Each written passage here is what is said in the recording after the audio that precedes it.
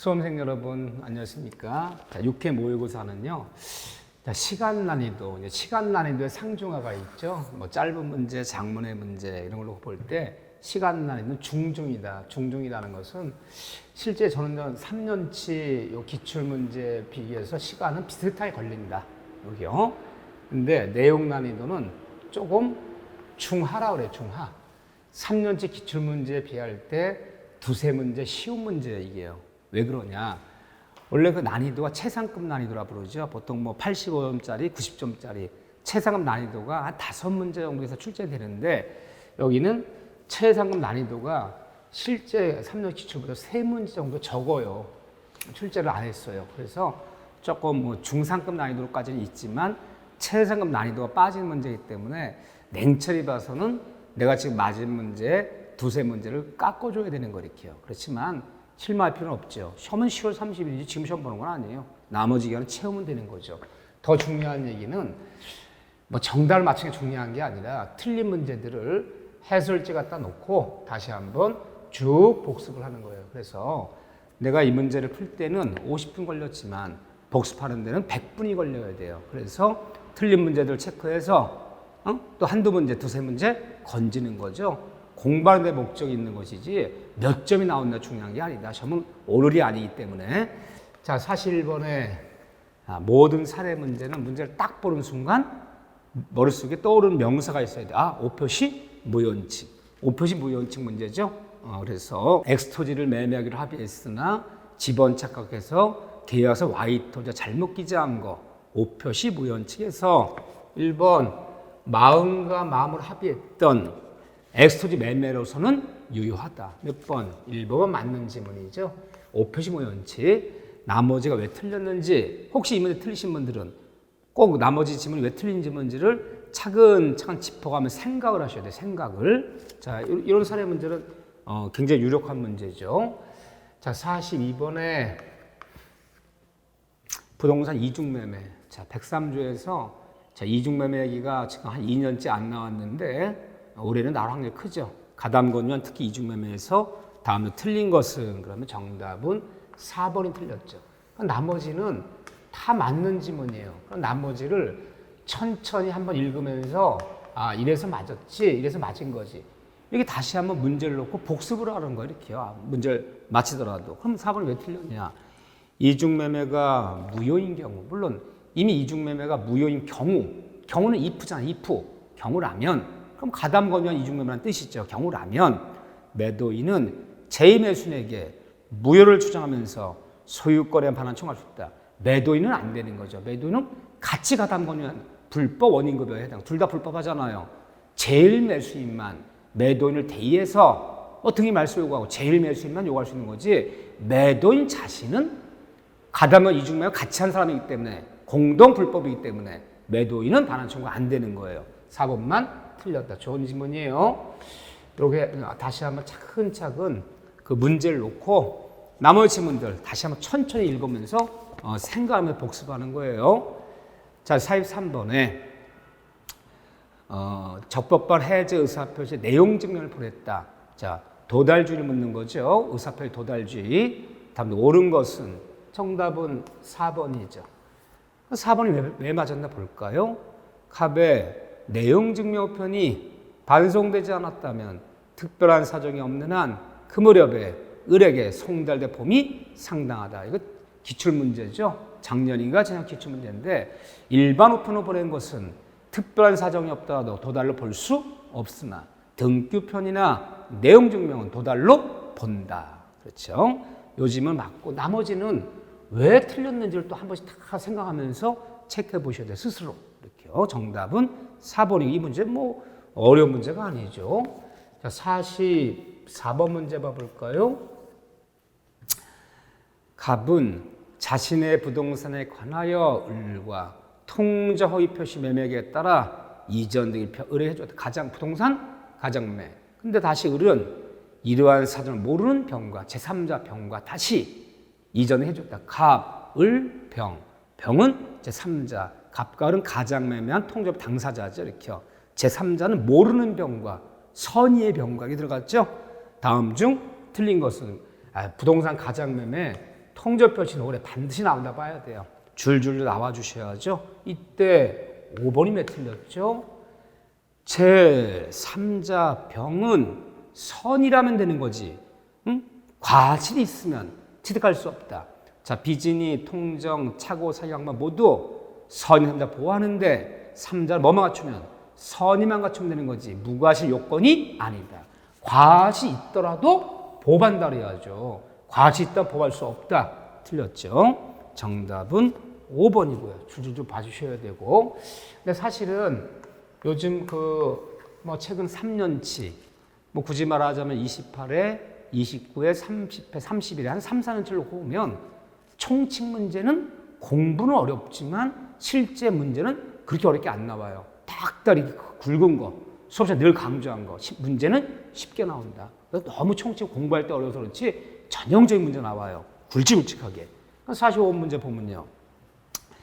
이미 대린 을이 본인 소유 부동산을 처분하면서 상대방과 법률행위 하지 않고 대리인이 자신의 매수나 매매를 체결했다. 자기계약 매수, 자기계약. 대리인이 대리인들은 자기계약, 쌍방대리를 금지한다. 근데 자신이 자기했다. 그런데 옳지 않은 것은 3번이 왜 틀렸나 보세요. 대리인이 자기계약, 쌍방대리 한 거예요.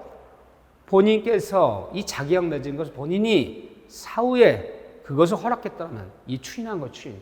인정한다라고 추인했다면 유효가 되지 않는다. 유효되죠?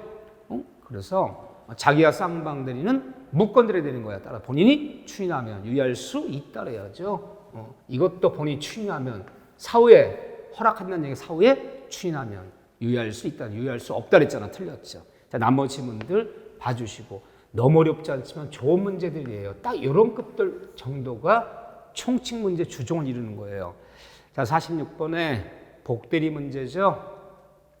복대리에 대한 설명으로 틀린 것은 정답은 2번이 틀렸는데 2번이 왜 틀렸나 볼까요? 2번에 법정 대리는 언제나 자유롭게 복대리를 선임할 수 있지만 임의 대리는 본인의 승낙이 있는 경우에만 요거 조심하셔야 돼요. 뿐. 이 단어 나오면요. 다른 예외가 없다는 거잖아요. 그럼 임의 대리는 본인이 허락한 경우에, 승낙한 경우에만 왜요? 부득이한 경우도 있잖아요. 그럼 만자 쓰고 싶으면요. 임의 대리는 본인의 허락이 있거나 또는 부득이한 경우에만 둘 다 쓰고 만자를 붙여야지. 부득이한 경우가 있는데 허락한 경우에만 그럼 틀리는 거야. 항상 이들이 틀리게 만들 때 두 개가 있는데 하나만 쓰고 만뿐 하나요. 그럼 틀리는 거다. 부득이한 사고가 있잖아요. 조심하셔야 돼. 만뿐 하나요. 요 말 나오면 의심부터 해야 돼. 잘 속이는 방식이에요. 그래서 승낙 있는 경우에만 이게 틀린 거예요. 왜? 부득이한 경우도 있잖아요. 만뿐이라는 건 다른 예외가 없다는 거예요. 그래 틀린 거예요. 이거 조심하셔야 돼요. 나머지 분들은 반드시 천천히 한 번씩 읽으면서 다시 한번 연습을 해 주셔야 돼. 한 번씩 맞는 문장이기 때문에 한 번씩 천천히 생각하면 읽기만 해도 복습이 되는 거다. 자, 보시죠. 47번 지금 봐보세요. 월권대리 권한을 초과하는 표현대리에 관한 설명으로 틀린 것은 다 좋은데 1번이 왜 정답인가 보세요. 월권대리, 표현대리요. 1번에 대리인이 법률행위하면서 비록 강행법규 위반했더라도 권한을 넘는 경우에는 월권대리입니다. 표현대리는 강행법규 위반이 되어서 무효가 됐을 때는 표현대리 성립하지 않아요. 그 대리행위 자체가 유효했을 때만 표현대리 되는 거지. 그럼 그 대리행위 자체가 강행법규 위반이 되거나 103조가 되어서 무효가 되버리면 무효인 대리행위에 표현대리한 말은 없어요. 그 대리행위가 유효할 것, 유효해야지 표현대리 성립하는 거야. 무효인 대리에서는 표현대리 성립하지 않아요. 이거 굉장히 중요한 문장이에요. 자, 나머지 봐주시고. 자, 48번 볼까요? 자, 48번에 법률행위의 무효와 취소한 설명으로 틀린 것은 정답은 5번이 틀렸죠. 자, 우리는 무효를 부를 때 절대적 무효, 상대적 무효는 이론적인 구별일 뿐 효과면에서 차이가 있는 것은 효과 많이 차이 나죠. 응?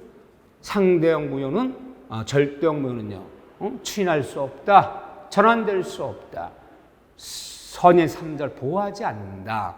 상대형 무효는 선의 3자 보호한다. 추인할 수 있다. 전환될 수 있다. 무효행 추인 전환이 허용된다. 큰 차이가 벌어지는 거죠. 차이가 없단 말이 됩니까? 그래서 이런 차이 때문에 절대형 무효, 상 나누는 것이 차이가 있지요. 자, 틀린 질문이죠.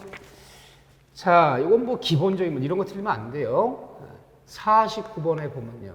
토지가 허가지역이죠. 자, 유동적 무효, 허가지역은 줄줄줄 나와주셔야 돼요. 줄줄줄. 특히 여기서는 확정적 무효가 아닌 걸 묻고 있어요. 다 좋은데 정답 5번 봐보세요. 확정적 무효가 아닌 것은 이해가 안 해서 틀린 걸 고르래요. 틀린 거. 그러면 확정적 무효를 고르라는 거네. 확정적 무효가 아닌 거 틀린 것은요. 5번에 을이 허가지역의 매수인이에요. 매수인 을이 병에게 토지를 전매하고 병이 자신과 갑을 매매 당사자로 허가를 받아 갑으로부터 곧바로 병에게 등록했다면 뭐죠? 허가적 이루어진 미등기 전매는 최초 매도인과 최종 매수 등기 났더라도 언제나 무효이다. 허가적 이런 미등기 전매는 기왕에 등기 나도 언제나 무효. 응? 유효하다 그랬잖아요. 응? 이건 확정적 무효잖아요. 이것도 기본. 이렇게 총칙 문제가 생각보다 어렵지 않아요. 여러분들이 너무너무 다 중급 문제들이에요. 너무너무 좋은 문제들이에요. 자, 근데 물권 청구 볼까요? 50번에 물권 청구에 관한 설명으로 틀린 것은 정답은 2번이 틀렸네요. 그거 왜 틀렸나? 나머지 분들 한번 읽기만 해도 찬찬히 다시 한번 샤프펜 대고 읽어보는 거. 이게 다 맞는 질문이니까 복습이다. 2번 봐보세요. 물권 청구권은 방해자의 고의과실이 없어도 행사할 수 있는 여기까지 맞아요. 물권 청구 상대방의 고의과실이 요하지 않아 요건이 아니에요. 하지만 손해배 청구권과 경합하는 경우는 없다. 경합한다는 얘기. 둘 다 해당되는 경우는 없다. 있잖아요. 목적을 반환 및 손해배상, 결과 제거 및 손해배상. 둘 다 물을 수 있는 거지. 경합하는 경우는 없다. 틀렸죠? 있다 그래야죠. 둘 다 해당된다. 물권 청구 행사 그리고 손해 물을 수 있는 거죠. 자, 나머지 지문들 만만치 않은 지문들이 있지만 판례들도 있고 그러니까 꼼꼼히 한번 살펴보시고. 자, 51번 볼까요? 51번에 을이 갑의 부동산을 매수하고 등기 이전하지 않은 채 을이 병과 매매를 체결한 후 갑이 병에게 한마디 미등기 전매, 미등기 전매 중간 생략 등기 문제죠.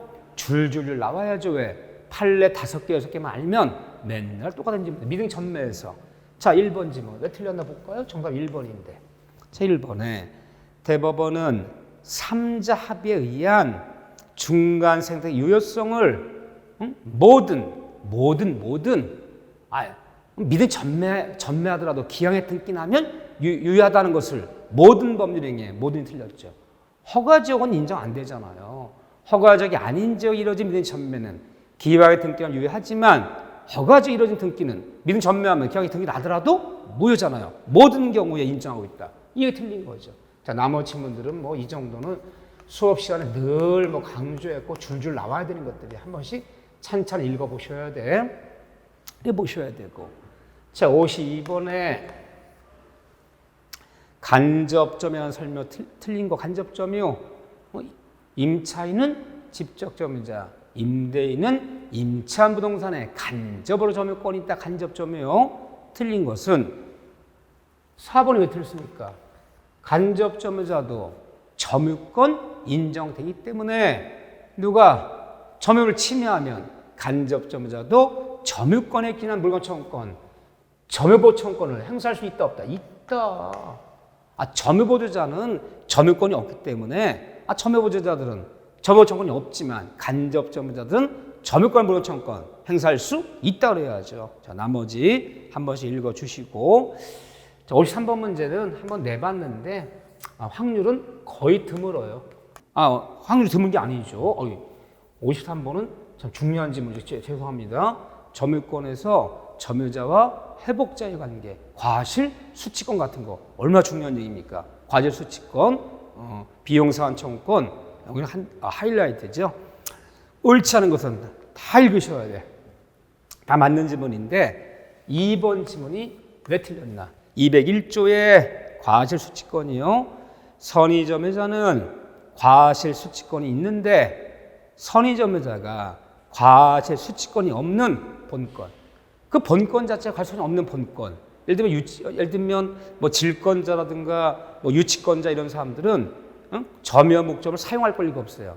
내가 정당 유치권이 있는 줄 알았어. 근데 본권 자체가 과실권이 없는 것을 오신한 경우에는 수취권이 없어요. 그 경우까지 있다는 게 아니에요. 네가 믿었던, 선의를 믿었던 권리 자체가 과실이 인정되는 권리가 있다 믿었을 때 수취권이 있는 거지. 그 유치권 같은 거 수취권이 없는 권리가 있다 믿었을 때는 수취권이 없다는 거예요. 취득할 수 있다. 그 문제죠. 나머지 지문들은 특히 좋은 지문들이에요.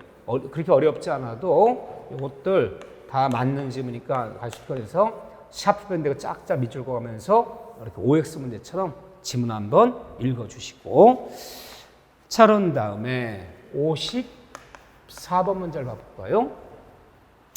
부동산 점유 취득시효 245조. 취득시효 문제는 늘 어려워요.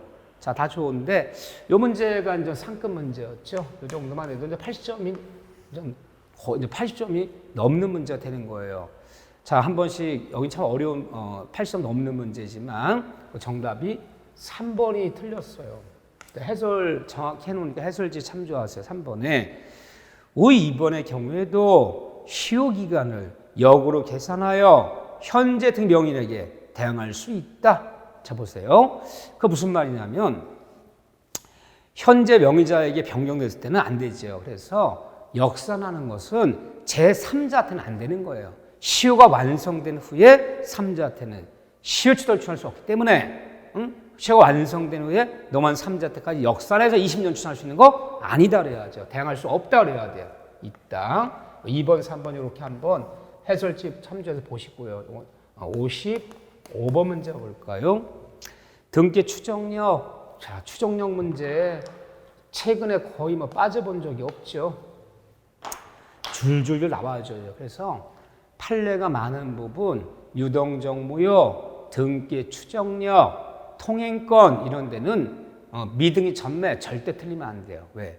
어려워 보여도 판례가 맨날 똑같기 때문에 똑같은 지문들이에요. 자, 추정력 설명으로 옳은 것은 그러면 기역, 니은, 이건 맞는 지문이야.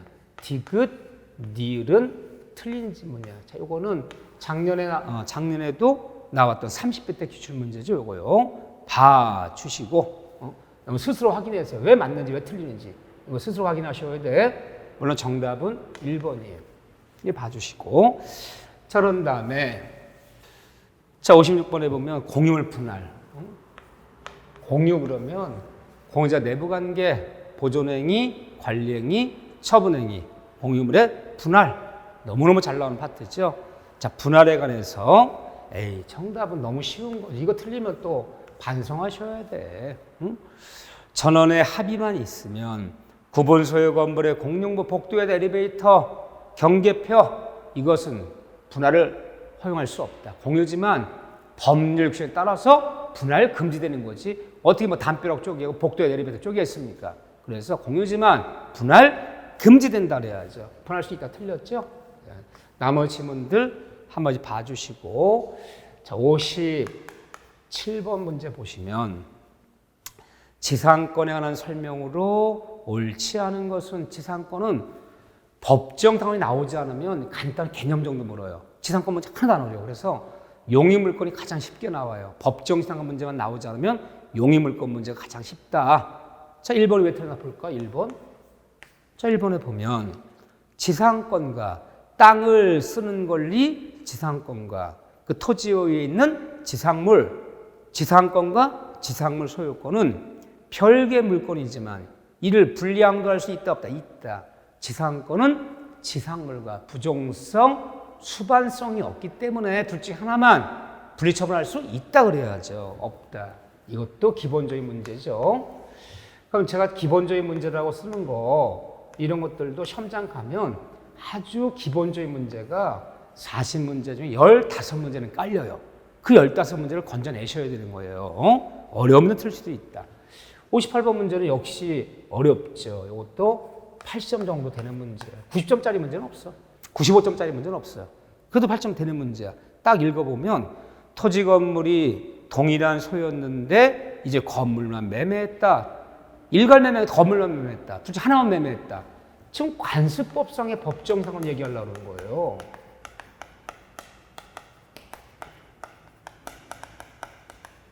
토지 건물이 동일한 소유자였는데 둘 중에 하나만 매매 교환 증여도 달라지게 됐을 때 관상의 법정상권이죠. 그 중에 물론 이 문제 맞히면 실력 있으신 거지. 근데 5번이 왜 틀렸나? 5번 보세요.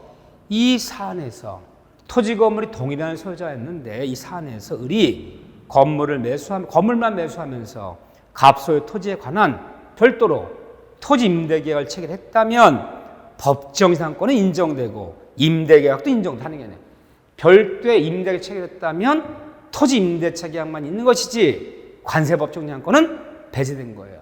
다른 특약과 의사가 있다면 특약대로 의사대로 가는 거예요. 법정상권은 관세법정상권은 특약으로 배제할 수 있는 거야. 그럼 뭐만 있는 거야? 이제 토지 임대차만 있는 거예요. 틀린 거죠. 자, 59번 봐볼까요? 지역권이요. 요역지, 승역지.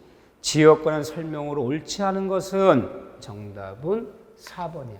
나머지들 지역권은 이거 어렵지 않아요. 늘 나오는 지문이 똑같은 지문 해마다 출제돼요. 4번 봐볼까요? 승역지 소유권이 이전되면 지역권도 등기 없이 함께 이전된다. 이게 뭔 소리예요? 요역지 소유권이 이전되면 요역지 소유권이 넘어가면 승역지도 함께 따라가라. 그런 말이 있어도 승역지가 이전되면 승역지가 따라간다는 얘기 무슨 말이에요? 승역지만 이전할 수 없어요. 부정성. 승역지만 이전한단 말이 없어요. 승역지는 요역지 함께만 이전해야지. 요역지가 이전하면 승역지도 함께 이전한다. 그럼 맞지? 그건 수반성. 근데 승역지만 이전한다. 이미 틀렸어요. 승역지는 요역지 함께만 양도돼야지. 승역지만 이전한다면 있을 수도 없는 얘기를 하고 있죠, 지금. 요역지가 이전되면 이렇게 들어가야지. 조심하셔야 돼요. 부정성, 수반성 얘기. 나머지 반드시 봐주셔야 되고 조심해야 될 지문이었어요. 60번 문제를 보시면 주택 소유자 갑은 을로부터 1억 7천만 원의 전세금을 지급받고 자신의 주택을 양도하고 3년 기간 후 전세권 등기를 해줬다. 3년 건물 전세권이에요.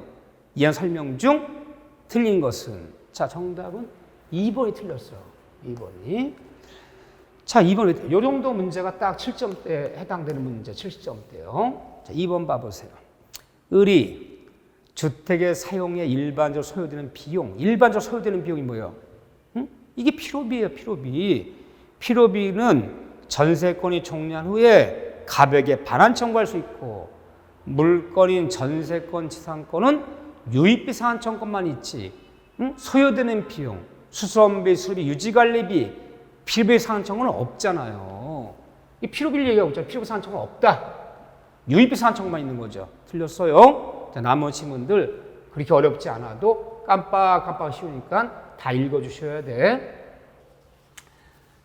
자, 61번부터 봐볼까요? 자, 61번부터. 전세권 소멸이요. 자, 전세권 문제는 용의물권 두 문제 나올 수도 있어요. 지역권이 빠져버리면 전세권이 두 문제 나온다. 지역권은 어쩌다 빠지기도 해요. 그러면 전세권 두 문제 나오는 거예요. 전세권 소멸과 관련된 설명으로 옳지 않은 것은 다 좋은데 소멸해서 3번 지문이 틀린 거예요. 그거 왜 틀렸나 볼까요?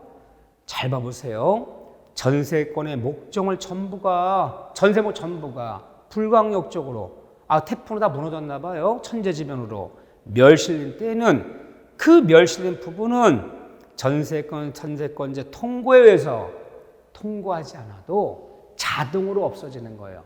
남아있는 잔존 부분은 통고하여야 소멸하고 통고하여야 전세 감액이 되지만 멸실된 부분은 통고하지 않아도 자동으로 소멸하는 것이다. 통고하여야 이게 틀린 거예요. 자동 소멸. 목적 멸실하면 멸실한 부분은 통과하지 않아도 자동으로 소멸한다 그래야죠. 틀렸죠? 자, 나머지 지문들 한번 읽어봐도 좋아요. 61번도 좋은 문제. 이것도 75점짜리 지문들이에요. 이 정답 자체는 봐주시고. 자, 62번은 기출문제죠. 최근의 기출문제인데 유치권의 성립요건 관련된 내용을 고려본 것은 모든 점유가 유치권이 아니에요.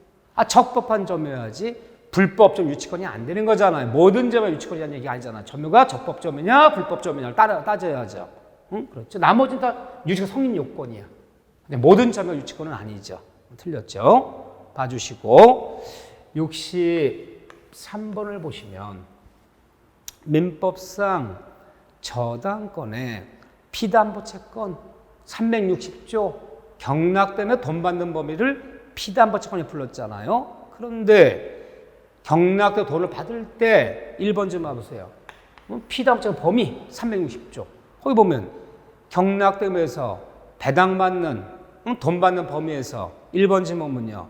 피담보 채권 범위 중 지연배상, 연체료, 지연이자는 변제기 후 1년분의 제한을 받는다 그래야죠. 어디까지?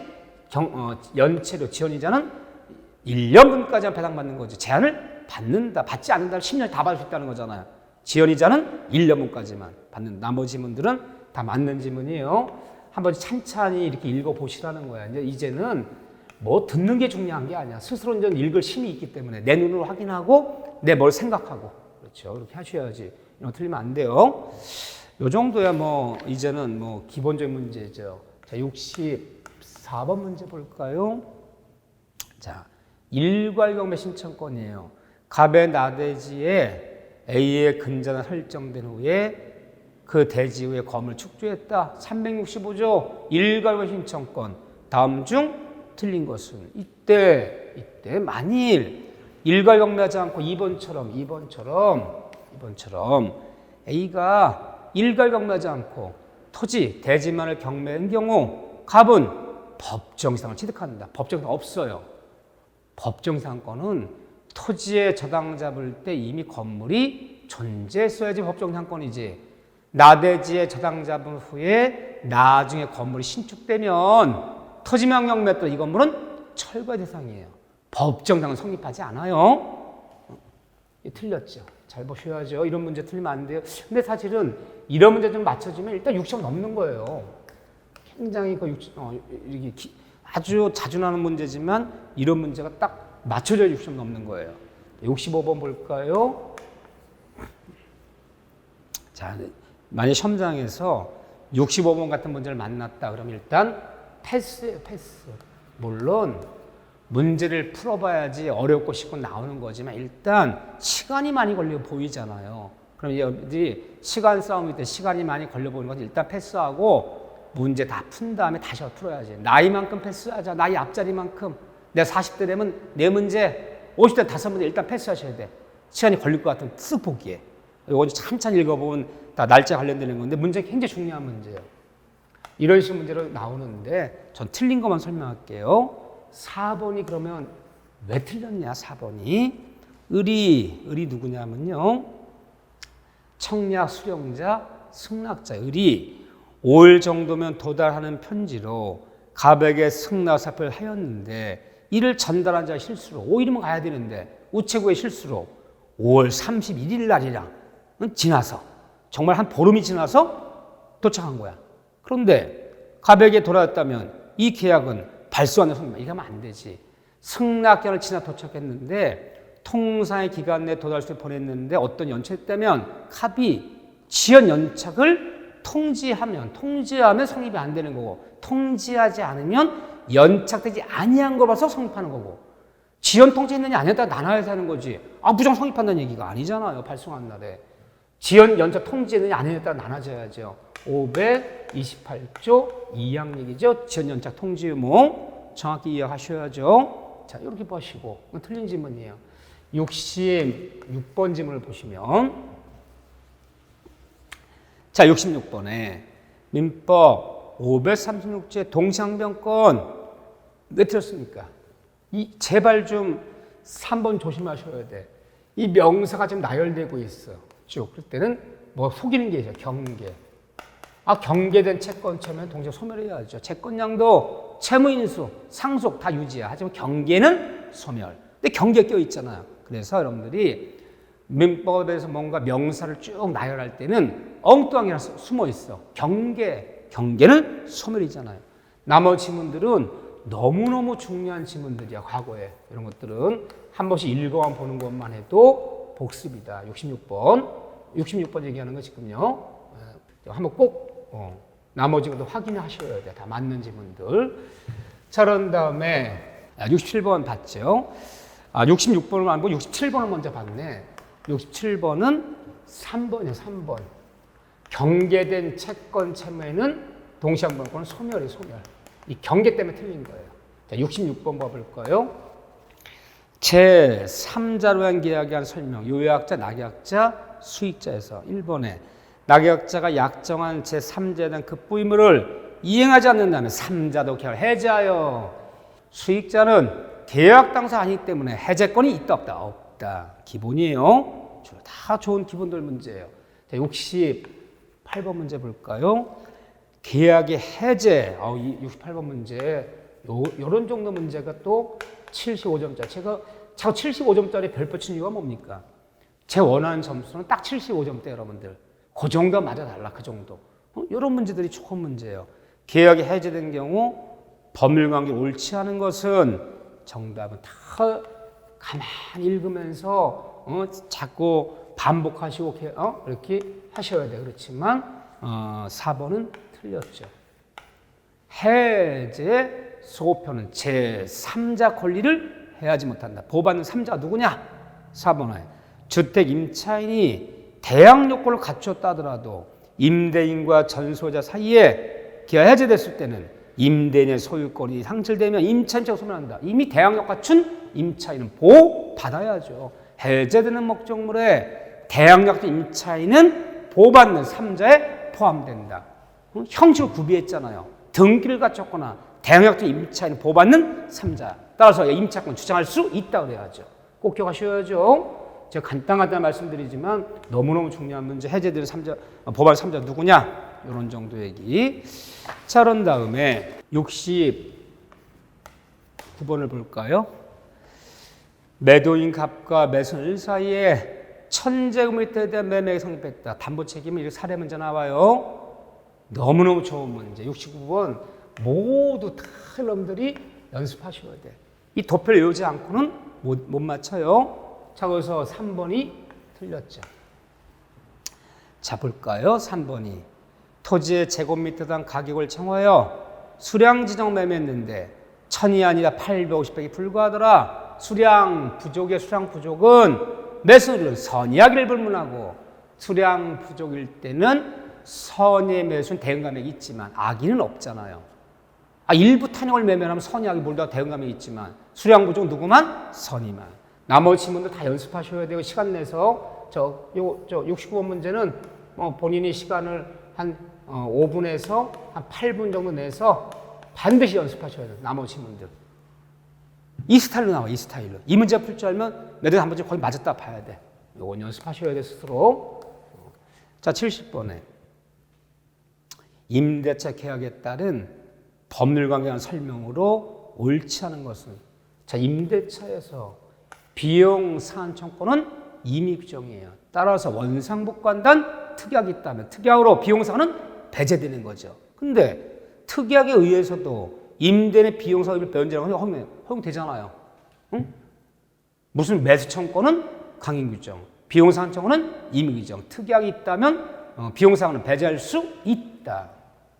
비용 상한 임의 규정에 특약을 배제할 수 있어요. 없다 그랬잖아. 틀렸잖아요. 자, 71번 볼까요? 환매에서 부동산 환매는 5년, 동사는 3년을 초과할 수 없다. 뒤집어졌네요. 넘을 수 없다. 아니, 부동산 환매 기간은 3년. 뒤집어졌네요. 부동산 환매 기간은 5년, 동사는 3년. 이 기간의 제한은 강행 규정. 특약을 배제할 수 없고 연장, 변경, 갱신할 수 없다 그래야죠. 자, 환매 이 정도 얘기는, 환매는 가끔 나오는 거지만 어렵게 안 나와요. 그래서 환매 그러면 기간의 제한, 동액성, 동시성 줄을 나와줘야 되는 건요. 자, 72번에 민법상 임대차에 있어서 보증금, 임차 보증금, 보증금이라는 설명으로 틀린 것은 2번이 틀렸는데 보증금 이야기 왜 틀렸나? 임차권에 대항력 유무를 불문하고 부동산 소유권이 3자 이전됐다면 보증금 반환 의무도 새로운 소유자에게 대항력 있는 임차인이라면 따라가는 거지만 대항력 임차인은 신소유자한테 보증금 반환 요구할 수 없는 거죠. 대항력 있느냐 없느냐 다 나눠지는 거지. 무조건 신소유자한테 반환 청구할 수 있는 거 아니에요? 큰일 날 얘기지. 뭐 이런 정도는 기본 빵이죠. 자, 73번 볼까요? 자, 73번에 갑소의 건물을 임차하고 있던 을이 갑의 동의도 없이 이를 다 병치한 무단 전대, 임차권의 무단 전대 잘 나오는 기출 지문이에요. 기출 문제 5번이에요. 그런데 5번에 보면 을이 임차인이 건물의 소부분을, 건물의 작은 부분을 병에게 사용하게 했다면은 갑은 이를 해제할 수 틀렸어요. 무단 전대했더라도 과거의 무단 전대, 신의 측에 비춰볼 때 그럴 만한 사정이 있을 때 건물의 소부분은 무단 전대했더라도 해지 사유가 아니다. 판례 해지 사유가 아니고 세 가지 건물 소부분이 들어가 있잖아요. 소부분은 임대인 동의 없이도 양도 전대할 수 있다 그래야죠. 5번이 틀렸죠. 소부분. 자, 74번 문제 볼까요? 지상권과 임차권의 차이점. 지상권과 토지임차권이겠죠. 차이점. 틀린 것은 4번 잘 봐보세요. 이런 것도 한번 비교하면서 공부하셔야 돼. 4번에 보면 지상권은 최단 기간을 적용하기 여기까지 맞아요. 30년, 15년, 5년. 이 점에서 건물 임차권의 최단 기간 적용과 틀렸어요. 우리가 주택은 상가는 콕콕 찍어 얘기하면 1년이다. 최단기 적용이 있지만 그냥 건물 임차권은 최단기 적용이 없잖아요. 4번은 틀린 거예요. 자, 75번 봐보세요. 주택임대보호법에 적용돼서 주거용 건물이 적용되는 건데 주거용이라면 미등기건 뭐건 다 적용받는 거야. 또 그렇죠. 근데 모두 골라보자. 그러면 임차주택이 일시상이 명백한 것이 밝혀진 경우에는 적용이 없어요. 디귿에 사무실로 적용되던 건물이 건물로 용도 변경된 경우 이건 적용이 없어요. 중간에 용도 변경 적용이 없어요. 접어가 임대로 하지 않아부터 임차 임대인의 습득에서 아닌 경우 그럼 적용받아요. 그러면 적용이 되는 거 모두 골라보면요. 거기 보시면 이걸 적용하는 것이 모두 골라보면 일단 기역, 니을은 정확히 있어요. 기역, 니을. 그렇죠? 약간 요거 문제가 있네. 기역, 니을이 있는데 그러면 기역과 니을. 기역, 니을이 어디 있나? 기역, 니을이 없네? 그러면 할 수 없이 그냥 기역, 니을. 이게 애매한데 조금? 이거 75번은 약간 좀 문제가 있네요. 75번은 정확히, 좀 더 정확히 얘기하자면 기역은 맞아요. 미등기도 돼요. 니을번도 맞아요. 기역, 니을. 이건 약간 수정을 해야겠네요. 이게 정확한 문장이네요. 기역, 니을. 지금 정답이 기역, 니을 그러면 1번을 기역, 니을로 해야겠네요. 1번을요. 기역, 니을 1번. 1번을 기역, 니을로 해서 이게 맞는 지문이네요. 1번 기역, 니을. 자, 76번을 봐보세요. 1번이 맞는 지문이에요. 기역, 니을. 자, 76번에 주택임대차보호법상 대항력에 관한 설명으로 옳지 않은 것은 그러면 대항력 그러면 옳지 않은 것은 정답이 4번이 틀렸네요. 4번. 자, 4번에 이 3번의 경우에도 간접점에서 위치한 임차인의 주민등록, 간접점에 일단 직접점에서 전차인이 주민등록한 때야. 간접점 자기가 주민등록 전입하는 데 대항력이 아니라 직접점에 전입신고 했을 때 대항력 시작하는 거예요. 4번이 틀렸죠. 자, 77번 봐보세요. 상가 건물 임대차 보호법에 관한 내용으로 틀린 것은 그러면 1번이 틀린 거예요. 왜 틀렸냐? 물론 상가보호법은요. 인도 플러스 사업자 등록 신청에도 이 길보다 대항력이지만 상가 임대차도 등기하면 그날부터 대항력이고 등기 안 하면 인도 플러스 사업자 등록 신청일 이 길이 되는 거고. 그거 다른 거예요, 이렇게요. 네. 그래도 임차 등기를 통해서 안 된다는 얘기가 아니에요. 등기하면 당연히 생겨요. 등기가 안 났을 때는 사업자 등록 이 길. 등기하면 그날부터. 상가도 임차권 등기하면 대항력 발생한다니까요. 틀린 거예요. 둘 다 되는 거예요. 틀렸죠. 자, 78번 문제를 보면 집합 건물에서 각 공유자는 공용 부분을 전유 부분의 지분 비율에 따라 사용할 수 있다. 공용을 사용은요. 공용 복도에 내립해서 사용은요. 지분 비율이 아니죠, 이거는.